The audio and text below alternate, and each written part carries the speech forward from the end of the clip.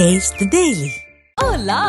Your dream vacation to Vietnam starts from rupees 39,999 only with GT Holidays, South India's #1 travel brand. Rajiv இறந்துட்டாரு 91ல. கடல் மாதிரி மக்கள் கூட்டம் இருக்கு. பேசிட்டே இருக்காரு. பேசிட்டு இருக்கும்போது போலீஸ் வந்து சொல்றான், ஐயா ராஜீவ் காந்தி இறந்துட்டாருங்க, கூட்டத்தை முடிச்சுங்க. ஏண்டா ஒரு ஆளை அநியாயமா கொள்றீங்களா பொய் சொல்லி? கூட்டத்தை முடிக்கிறது ஏன்டா ராஜீவ் காந்தி கொள்றீங்க? நான் இன்னும் 1 மணி நேரம் பேசுவேன், முடிஞ்சால கைது பண்ணு.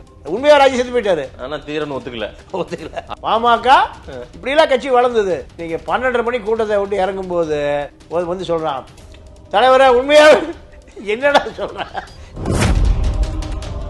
திருமாவை பொறுத்தவரை எதிர்காலத்தில் பாமகவோடு இணைகிற வாய்ப்பு வந்தாலும் ஆச்சரியப்படுவதற்கு இல்லை. எதிர்காலத்தில் இன்னும் 10 வருஷம் போகும்போது முழு அரசியல் இப்ப ஸ்டாலின் இருக்கிறதை போல உதயநிதிட்டு வந்து கூட்டணியோ இருந்தாலும் இல்லைனாலும் அன்னைக்கு மூத்த தலைவர் யாரு? அவரை எதிர்பார்த்து தான் தமிழ்நாடு அரசியல் நகரும். வணக்கம் பாண்டியன் சார். வணக்கம். திருமாவளவன் தன்னிச்சையா சில முடிவுகள் எடுத்து எல்லாத்தையும் பயணிக்கிறார். அது அவருதான், ஹைகமாண்ட் அவர்தான். பட் திருமாவை சுற்றி சில செய்திகள்லாம் சொல்றாங்க. இப்ப ஆதவ் அர்ஜுன் அவர் இயக்குறதா சொல்றாங்க. ரவிக்குமார் அவர் தான் வந்து திமுக பக்கம் போவதற்கான அந்த நெருக்கத்தை எல்லாம் அவர் தான் உருவாக்கி தராருன்றாங்க. இந்த மாதிரி செய்திகள்லாம் வருது. திருமாவும் அப்படி தன்னிச்சையா முடிவெடுக்க முடியாத நிலையில மற்றவர்கள் சொல்றதையெல்லாம் கேட்டுதான் பண்ணுகிறாரு, இல்லைன்னா அவரை கொண்டு போய் அங்க நிறுத்திடுறாங்க அப்படின்னு சொல்றாங்களே. இல்ல அப்படிலாம் பலவீனமான தலைவர்லாம் இல்ல திருமா. நீங்க இந்த ரவிக்குமாரை வச்சுட்டா போய் கட்சி ஆரம்பிச்சாரு மதுரையில்? இல்ல. ஆதவ அர்ஜுனா பணத்தை நம்பிய கட்சி ஆரம்பிச்சாரு. நீங்க ஒவ்வொரு ஊர்ல இருந்து அடுத்த ஊருக்கு போறதுக்கு பஸ்ஸுக்கு காசு இல்லாம வாங்க எவ்வளவு இருக்கு கொடு இப்படி வாங்கி கட்சி நடத்தினாங்க. அன்னைக்கு எங்க போனாரு ஆதவ அர்ஜுனா ரவிக்குமார்? அதெல்லாம் ஒரு காரணம் இல்லை. இன்னைக்கு வளர்ந்த பிறகு ஒரு மரம் வச்சு வளர்ந்து பச்சை பசுன்னு காய் கனி எல்லாம் வளர்ந்த பிறகு எல்லாரும் வருவான். ஆனா நீங்க கஷ்டப்பட்ட காலத்துல ஒருத்தர் வந்திருக்க மாட்டோம். அதனால நீங்க அவர் அப்படி இவர்கள் தான் அவருடைய ஆலோசகர் அப்படின்னா நீங்க அவர் குறுகிய வட்டத்துக்குள்ள அடைச்சிட்டு வர செய்திகளை தான் செய்தி நீங்க நம்ம மீடியாவில் காசை கொடுத்து ஒரு செய்தியை பரப்புனா பரப்புவான். நீங்க இவரு பிரசாந்த் கிஷோருக்கு என்ன வேலை? 400 கோடி கொடுத்தீங்கன்னா இப்படி மாடர்ன் ஆகி போச்சு, உலகம் மாடர்ன் ஆகி போச்சு. அதனால மீடியாக்கள் பூராம மீடியாவில் இருக்கிற பூரா என்ன தியாகம் பண்றதுக்கா வர்றான்? எவனா 5 லட்சம் கொடுத்து இதை சொல்லலாம் சொல்லிட்டு பார்ப்பான். இதுதான் ஊடகங்கள். அதனால அதுக்கு நீ ஆதவ அர்ஜுனோ ரவிக்குமாருமே திருமாவை கட்டுப்படுத்துறாங்கிறதெல்லாம் நீங்க அது சும்மா சின்ன பையனுக்கு மிட்டாய் கொடுத்த கதை. ரவிக்குமார் எல்லாம் திமுக அனுதாபி, அப்படி திமுகவோடு நெருக்கம் காட்டுவதுதான் அதிகமா இருக்காரு அவரு. விசிகாவினுடைய வளர்ச்சி எதிர்காலத்தை பத்தி அவர் சிந்திக்கல அப்படின்ற ஒரு பார்வையும் சொல்றாங்களே. அது உண்மைதான். என்ன நீங்க ரெண்டு, அதாவது ரவிக்குமார் ஆதவர் கட்டுப்படுத்த முடியாதுன்றீங்க. இந்த பக்கம் அது மட்டும் உண்மை, ரவிக்குமார் அது இல்ல அது திருமா மீது உள்ள விமர்சனம். நீங்க இப்ப இந்த அம்மா பேச்சல்ல, யாரு? விக்னேஷோடைய அம்மா. அந்த அம்மா தன்னுடைய ஆதங்கத்தை சொல்லிச்சு. எவ்வளவு பெரிய தலைவர் திருமாவ, எவ்வளவு பெரிய ஆற்றல், எவ்வளவு அறிவு, எவ்வளவு தியாகம். இலங்கையிலிருந்து கனடா வரைக்கும் அவர் போகாத நாடுகளே இல்லை. இப்போ இவரை திமுக கூட்டிட்டு சிறுமைப்படுத்திருச்சேன். மது ஒழிப்பு மாநாட்டுக்கு அவர்களே எவன் சாராயம் விற்கிறானோ அவர்களே வச்சு மாநாடு நடத்துற அளவுக்கு அவரை பேரை கெடுத்து விட்டாங்களா? நம்ம வருத்தப்படுவோம். அந்த அம்மா பேரை கெடுத்துட்டாங்க. ஆமா, அது வருத்தப்படுது. அவர் தானே போனாரு, அவர் தான் எல்லாம் போனாரு. வாஸ்தவம் தான். இன்னைக்கு திமுக ஒரு பெரிய கட்சிங்க, பெரிய கட்சி. அந்த கட்சியில எவ்வளவு தூரம் ஆதிக்கம் செலுத்த முடியும்? சண்டை போட்டு வெளியே வந்து முடியுமா? முடியாது. அவர் என்ன சொல்றாரு? எனக்கு இருக்கக்கூடிய சிறுத்தைகளுக்கு அரசியல் அதிகாரம் வேணும். சரி, அரசியல் அதிகாரமே இல்லாம நான் தெருவில் நின்று இவர்களை காப்பாற்ற முடியாது, இந்த கட்சியை காப்பாற்ற முடியாது. அதனால எனக்கு அரசியல் பண்ண தெரியும், நேரம் வரும், காலம் வரும். அது வரைக்கும் நான் சில விஷயங்களை அடக்கித்தான் வாசிக்கணும். இதுக்கு ஆதவ அர்ஜுனா ரவிக்குமாரும் காரணம் இல்லை. இது எனக்கு தெரியும். இந்த கட்சியை நான் தான் வளர்த்துனேன், இந்த கட்சியை நான் தான் உருவாக்கினேன், நான் தான் இன்னும் அதை உருவாக்கிட்டு இருக்கேன். அதை எப்படி எடுத்துட்டு போகணும்னு எனக்கு தெரியும். வளர்த்தவன பெற்றவன குழந்தைய எப்பவுமே வழிகாட்ட மாட்டோம். ஆனா நம்ம திமுகவோட தான் இருக்கணும், திமுக தான் நமக்கு சரியான இடம் அப்படின்னு சொல்லக்கூடிய ஒரு அணி வந்து விசிகாவுக்குள்ள இருந்துனே இருக்காங்க அதிகப்படியா. அது இருக்கதான் செய்யும். அது நீங்க நடராஜ் இருக்கும்போது நடராஜன் எல்லா கட்சிகளையும் ஒரு லாபி வச்சிருப்பாரு. சசிகலா நடராஜன் சொன்னா தெரியல. சசிகலா நடராஜன் எல்லா கட்சிகளையும் ஒரு லாபி வச்சிருப்பாரு. அதே போல இப்போ நீங்க கருணாநிதி என்ன பண்ணுவாரு, ஆல் பார்ட்டிகள் ஒரு ஆளை வச்சிருப்பாரு, எல்லா கட்சியிலும் அனைத்து கட்சிகளும் ஆளை வச்சிருப்பாரு. நீங்க தலைவனுக்கு எப்போ தெரியுதோ தெரியலையோ அடுத்த நிமிஷம் இவருக்கு தெரியும், இவருக்கே தெரிஞ்சிடும், நியூஸ் இன்ஃபார்மர் உடனே வந்துடும். ஏன்னா அந்த தலைவன் அவருக்கு செய்யற சலுகையை விட இவர் அவருக்கு செய்யற சலுகை அதிகமா இருக்கும். ஓகே, யாருக்கு? கலைஞர் வந்து கட்சியில வச்சுக்கிற ஆளுக்கு.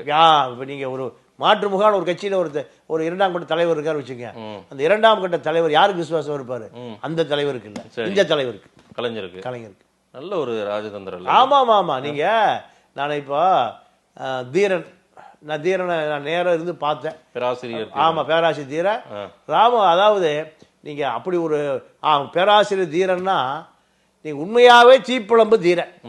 என்ன தீர? தீப்பிழம்பு தீர. அவ்வளவு பெரிய போராளி. அந்த போராளி டாக்டர் பொது கட்சியினுடைய பொதுச் செயலாளர். ராஜீவ் இறந்துட்டாரு 91. கடல் மாதிரி மக்கள் கூட்டம் இருக்கு, பேசிட்டே இருக்கார். பேசிட்டு இருக்கும்போது போலீஸ் வந்து சொல்றான், ஐயா ராஜீவ் காந்தி இறந்துட்டாருங்க, கூட்டத்தை முடிச்சுங்க. ஏண்டா ஒரு ஆளை அநியாயமா கொள்றீங்களாடா பொய் சொல்லி, அவரெல்லாம் சாகல, கூட்டத்தை முடிக்கிற ஏன்டா ராஜீவ் காந்தி கொள்றீங்க, நான் இன்னும் 1 மணி நேரம் பேசுவேன், முடிஞ்சாட கைது பண்ணு. உண்மையா ராஜி செத்து போயிட்டாரு. ஆனா தீரன் ஒத்துக்கல. அவர் ஸ்பீச்ல நான் இவ்வளவு மக்கள் கூடியிருக்கான், பேசிட்டே இருக்காரு. இன்னொரு ஆள் வந்து சொல்றான், கட்சிக்காரன் தலைவர் உண்மைதான் போட்டுருக்கு. ஏண்டா தீப்பழம்பு இல்ல இல்ல அதான் மோடி கேட்டாரா, உன்னைய செட் பண்ணிட்டானா, ஏண்டா இப்படி இருக்கீங்க? நம்பவே இல்லை. பேசி முடிச்சிட்டு என்னங்க இப்படி எல்லாம் கட்சி வளர்ந்தது, பாமக இப்படி எல்லாம் கட்சி வளர்ந்தது. பேசி முடிச்சுட்டு நீங்க 12:30 மணி கூட்டத்தை விட்டு இறங்கும் போது வந்து சொல்றான், தலைவரே உண்மையா என்னடா சொல்றேன், 10 மணிக்கே சொன்னேன் நம்பல, 12:30 மணிக்கு முக்குன்னு முத்தி ஹோட்டல்களை எல்லாம் பூட்டிட்டான், சாப்பாட்டுக்கு வழி இல்லை, காஞ்சி இட்லி கூட. என்னடா சொல்ற, பட்டினியா தான் ஊருக்கு வச்சாரு, எங்கேயும் போக முடியாது, எல்லாம் கட்டையை போட்டான் குறுக்கால, எங்க தெருவை பார்த்தா உண்மையாக இருந்துட்டாரா. இப்படியெல்லாம் கட்சி வளர்த்துறாங்க. கடைசி என்ன ஆச்சு கேட்டீங்கன்னா, நீங்க கருணாநிதி என்ன பண்ணாரு, கூப்பிட்டாரு, யோ நீ நம்ம கூட வந்துரு தீரன. ஆமா, எம்எல்ஏ இருக்கும்போது நீ நம்ம கூட, நான் சொன்னதை கேளு, உனக்கு என்ன வேணும் எல்லா விஷயம் நான் பண்ணித்தரேன். குவாரி எல்லாம் எது, இந்த ஜல்லி குவாரி, கோடிகள்ல எல்லாம் கொடுத்து, கிரஷர் இதெல்லாம் கொடுத்து அங்கிருந்து உடைச்சு எடுத்துட்டார். பாமக. ஆமா, பேச்சை நிறுத்தாம பேசணும். இப்படித்தான் தீப்பழம்பு தீர. அப்புறம் எங்கெங்கயோ போய் அதிமுக போய் எவ்வளவு பெரிய திடீர் தெரியுமா, அவரு பேராசி புள்ளி விவரத்தோட அவ்வளவு மக்களை அப்படியே கட்டி போடக்கூடியவர். சரி, இப்படி எல்லாம் பாமக வளர்ந்துச்சு. ஆனா இன்றைய நிலை, பூத்தா இளங்கோவன், நாளை பூத்தா அருள்மொழி அவங்க கூட இருக்காரு, இப்படி பல பேர் எத்தனை முறை குண்டர் சட்டத்தில் போயிட்டு வந்தாங்க தெரியுமா அவங்கெல்லாம். அதனால பாமக வளர்ந்த விதம் 90 to 2000 வரைக்கும் பாமகவை தாண்டி 2ஆம் கட்ட தலைவர்கள் வேற யாருமே இல்லை. அதுதான் பொற்காலம் அவங்களுக்கு. அதான் பாமகவின் பொற்காலம். அந்த ஒரு 10 வருஷம் 90 to 2000. ரைட். ஆமா, இப்போ 2000 to 2010 20 வரைக்கும் இப்போ யாருன்னு கேட்டீங்கன்னா, நீங்க இப்போ 2010 to 20 24 வரைக்கும் ராமதாசனுடைய இடத்தை இப்போ திருமா தக்க வைக்கிறார். ஓகே, திருமா என்ன காரணம் கேட்டீங்கன்னா, ராமதாஸ் எப்படி 90-2000 அரசியல் பண்ணாரோ அதே போல இன்னைக்கு இந்த கட்சிகள் பூராம யார கூப்பிட்டு அரசியல் பண்ண சொல்லுது, திருமா, வீரமணி உட்பட, திருமா, கம்யூனிஸ்டுகள் உட்பட, காங்கிரஸ் உட்பட அனைத்து கட்சியும் திருமாவை முன்னிறுத்தி சமூக நீதி அரசியல் பண்ண வேண்டியிருக்கு. சமூக நீதி அரசியல் பண்ண வேண்டியது இருக்கு, திராவிட இயக்க அரசியல் பண்ண வேண்டியது இருக்கு, கம்யூனிஸ்ட் அரசாங்க அரசியல் பண்ண வேண்டியது இருக்கு. திமுகவே தமிழ் தேசிய அரசியல் பண்ணணும்னா யாரை கூப்பிடுது? திருமாவை தான். சீமான எதிர்க்கணும், விஜய எதிர்க்கணும், தமிழ் தேசிய அரசியல் 2 பேரும் இல்ல பாராட்டத்தான் செய்வாரு. ஏன்னா இப்ப அவரை பொறுத்த வரைக்கும் இப்ப நீ சொன்னீங்கல்ல, திமுக பக்கம் ரவிக்குமாரும் ஆதவர்ஜுனா, அதான் திருமாவளவன் எப்படி அரசியல் பண்ணணும்னா அவருக்கு தெரியும். ஏன்னா 62 வயசாச்சு, ஏறக்குறைய 40 வருட காலம் கள போராளி. சரி, அதனால நீங்க திமுக பத்தி தெரியும், ஜெயலலிதாவை பார்த்துருக்காரு, கருணாநிதியை பார்த்துருக்காரு, ஸ்டாலினை பார்த்துருக்காரு, எல்லா தலைவர்களுடைய அரசியல் பண்ணியிருக்காரு. அப்போ அந்த மூப்பனாரோட பண்ணியிருக்காரு. ஆமா, அதிகமாக வளர்த்துனது மூப்பனார் தான். மூப்பனார்கிட்ட அகில இந்திய அரசியல் பண்ணியிருக்காரு. இப்போ டெல்லிக்கு போனவர் டெல்லி அரசியல். இப்படி ஒரு மனிதனை அனுபவங்கள் தான் ஒரு மனிதனை பக்குவப்படுத்துது. சரி, ஒரு மனிதனை பக்குவப்படுத்துது. அப்போ இந்த அனுபவங்கள் பக்குவப்படுத்திய பிறகு நேற்று வந்த ஆதவர்ஜனா, முந்தா நாள் வந்த ரவிக்குமாரெல்லாம் என்ன செஞ்சிட முடியும்? அதெல்லாம் ஒன்றும் செய்ய முடியாது. அதனால இப்போ திருமாவை பொறுத்தவரை எதிர்காலத்தில் பாமகவோடு இணைகிற வாய்ப்பு வந்தாலும் சரி ஆச்சரியப்படுவதற்கு இல்லை, ஆச்சரியப்படுறதுக்கு இல்லை. ஏன்னா தமிழ்நாட்டினுடைய வடபகுதி அரசியல் 2 பேர் தான். அது இன்னும் இருக்கு அந்த அரசியல். அந்த அரசியல இருக்கு. அந்த அரசியல இவர்கள் கையில் எடுத்தாங்கன்னா மற்ற கட்சிகள் கண்டிப்பாக இவர்களை பார்த்து நீங்க கண்டிப்பா மிரளும். என்ன காரணம்னா எதிர்காலத்தில் இன்னும் 10 வருஷம் போகும்போது முழு அரசியல் இப்போ ஸ்டாலின் இருக்கிறதை போல உதயநிதிட்ட வந்துடும். சரி, உதயநிதிட்ட வருகிற பொழுது ஆலோசனை யார்கிட்ட கேட்கணும்? கூட்டணியோ இருந்தாலும் இல்லைனாலும் அன்றைக்கு இப்போ 62, அப்போ அவருக்கு 72,000, இப்போ 50, உதயநிதிக்கு 60,000. அப்போ அன்னைக்கு மூத்த தலைவர் யாரு? அவரை எதிர்பார்த்து தான் தமிழ்நாடு அரசியல் நகரும். அந்த அளவுக்கு இன்னொரு 6 வருஷம் போட்டுங்க, 2024 30க்கு பிறகு திருமாதான் தமிழ்நாட்டில் ஒரு அரசியலை தீர்மானிக்கக்கூடிய ஒரு சக்தியாக வருவார். ஆலோசனை நீங்க அன்புமணியும் சொல்லலாம். அன்புமணி இல்ல, அன்புமணிக்கு நீங்க திருமாகிட்ட இருக்கிற அரசியல் அனுபவம் அவருக்கு இல்லை.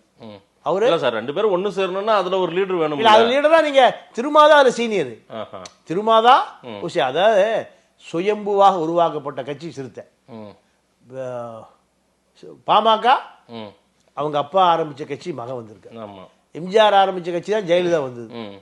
கருணாநிதி அண்ணாவால் ஆரம்பிச்ச கட்சி தான் இப்போ ஸ்டாலின் உதயநிதி வர்றாங்க. ஆனா சிறுத்தை சுயம்புவாக வந்த கட்சி. அதனால சுயம்புவா வந்ததுக்கு அனுபவம் வீரியம் ஜாஸ்தி இருக்கு. சரி, வீரியமே ஜாஸ்தி இருக்கு. அதனால எதிர்காலத்துல 2030க்கு பிறகு தமிழ்நாடு அரசியலினுடைய அத்தனை அசைவுகளையும் நகர்வுகளையும் தீர்மானிக்கக்கூடிய இடத்துல கண்டிப்பாக திருமா வருவார்.